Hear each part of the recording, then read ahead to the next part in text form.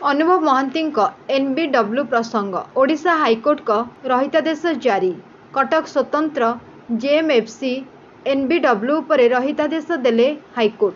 अनुभव का पक्षरु मामला परिचालना करथिले वरिष्ठ आईनजीवी पीतांबर आचार्य। वर्षा प्रियदर्शनी को निर्यातना मामला रे कोर्ट तारीख रे हाजर होई नथिले अनुभव।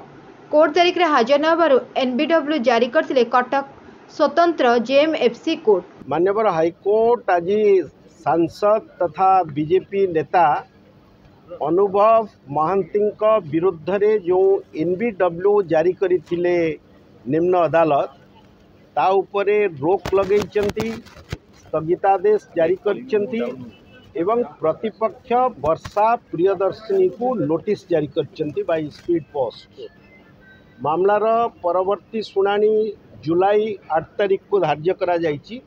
इतिमध्यरे माननीय हाईकोर्ट स्पष्ट करिसेंती जे जो non bailable warrant of arrest निम्न अदालत बा जेएमएफसी एमपी एमएलए कोर्ट जारी करथिले गत 13 तारीख रे ता उपरे रहितादेश जारी करछन।